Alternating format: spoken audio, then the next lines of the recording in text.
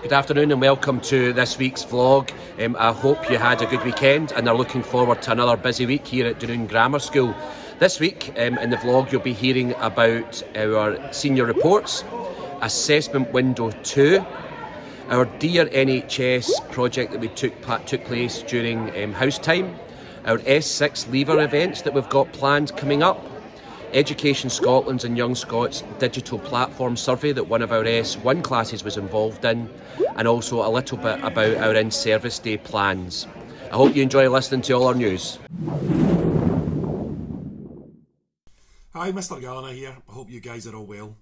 On Friday of last week, we issued S4 to S6 tracking reports.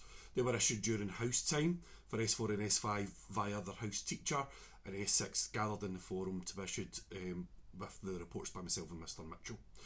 Now, there was a slight error in the front cover of the actual report. There was an issue with our information system, which is centrally held a Scottish-wide system that was pulling in some obsolete data. So I've supplied a cover letter just to explain the content of the report, and it's really the second page that will give you the information that you need about your child's progress with their certificated subjects this year. The report contains information on their effort, behaviour and homework, and that's ranked 1 to 4, and the details of that, what those numbers stand for, are on the front cover, and that's probably the only accurate thing on the front cover of the report form. And then you'll see 2 grades. The first one is a working grade.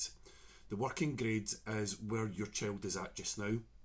We'll ask staff to take a holistic judgment of all the key evidence that your child has produced within that given subject area, and to then determine where they're sitting at currently.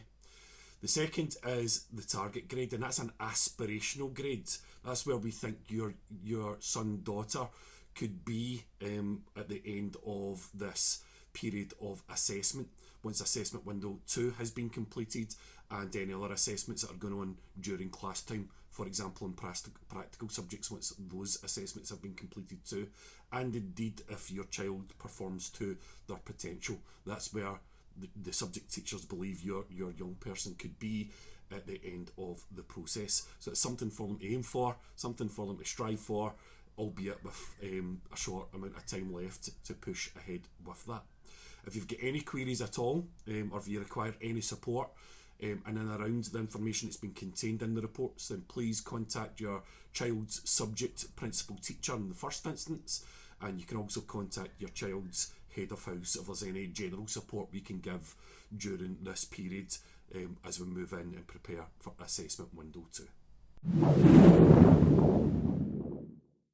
Assessment window 2 opens this Thursday for S4 and Monday of next week, the 17th, for S5, S6, and the window closes for all year groups on Friday, the 21st of May. This second window offers a further opportunity for our young people to demonstrate their attainment under controlled conditions and produce the evidence that can bolster the current evidence base that we have for your young person, that subject staff will use to determine the provisional result that will supply to the SQA at the end of June. Young people only need to attend for the actual assessments, and that's to give time for revision and also for some rest, much needed rest during this period too. But it is extremely important that the young people act on the feedback that we're given at the end of window 1 and make sure that they bring that to bear during these assessments.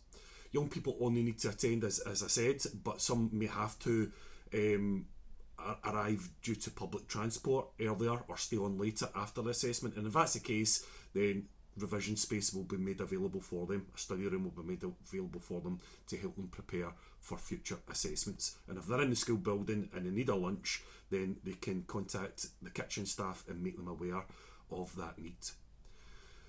Please do not hesitate to contact your subject teacher if you need any support during this period, or indeed parents contact the principal teacher of the subjects.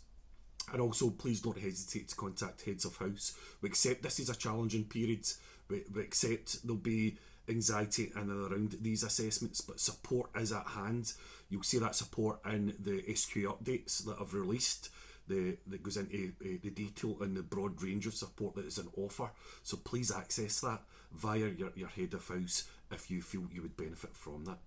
So I wish you all well during this assessment period. I'm sure you will show the same resilience and the same qualities as you did during assessment window 1, and I'm looking forward to see your results on the back of this, because I'm extremely confident you will indeed demonstrate your full potential during these assessments. Hi everyone, it's Kirsty Campbell here, one of the deputies at Dunoon Grammar School. I'm just here to give you a little update on one of our projects that we've been doing in house time over the last couple of weeks. You might remember from a couple of weeks ago I told you about a project for the Luna project, Dear NHS, and some of our pupils have been writing about their experiences of the NHS, and that includes poems, photographs or drawings, and also writing letters. And we've got some of our pupils here with us just now who are going to share some of what they've been working on. So I've got Christopher here, and Christopher is in S3, and Christopher has written a poem for us. Should we read it, Christopher?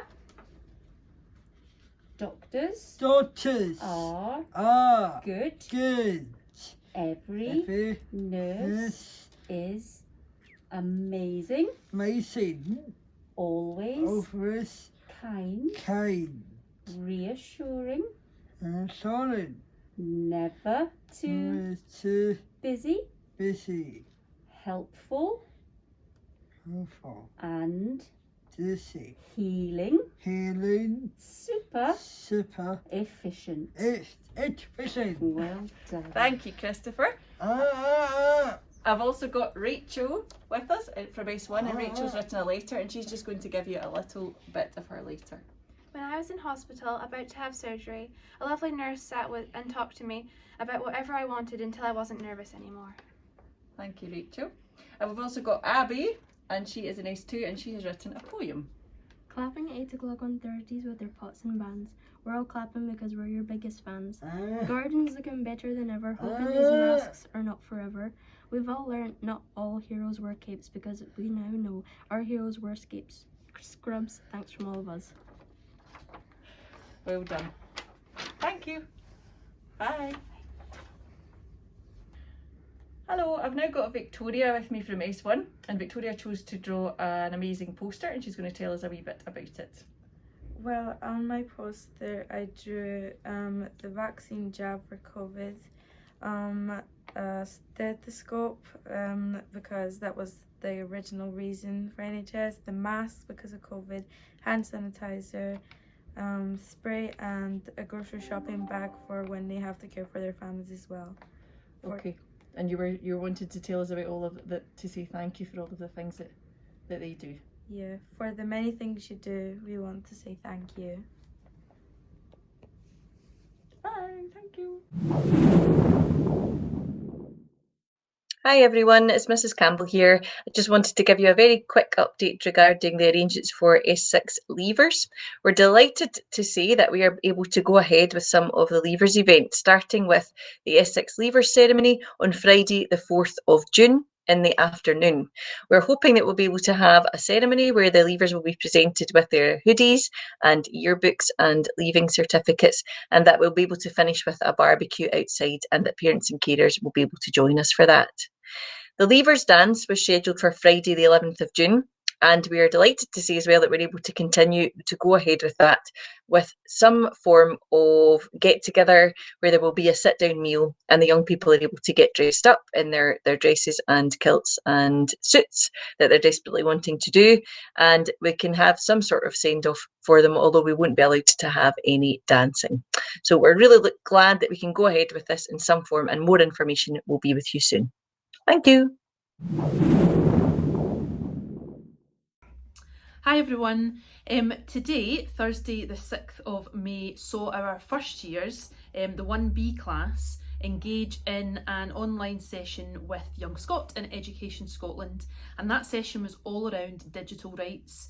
So young people reflected on 5 digital rights that they have as young people, some of which include the right to be safe online, the right to have content removed, etc.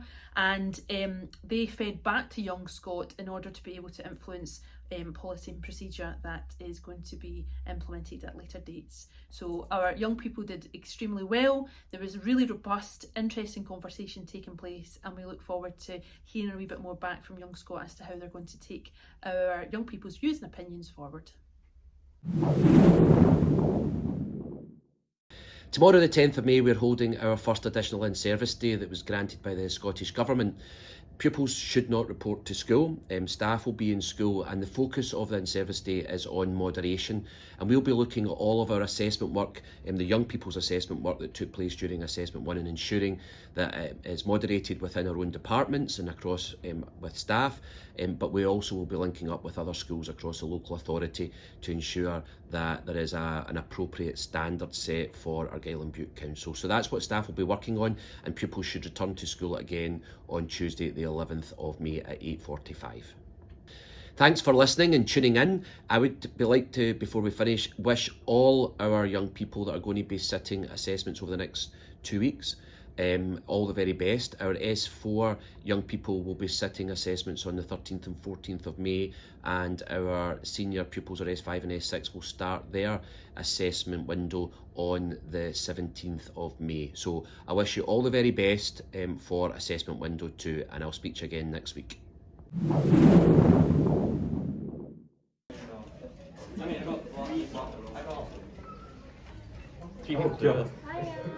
Here we are in one of the polling stations. How's it going, guys? It's going great. We've had a full house so far, so it's going great. So a full house of votes so far? Yeah. Good, good, thank you.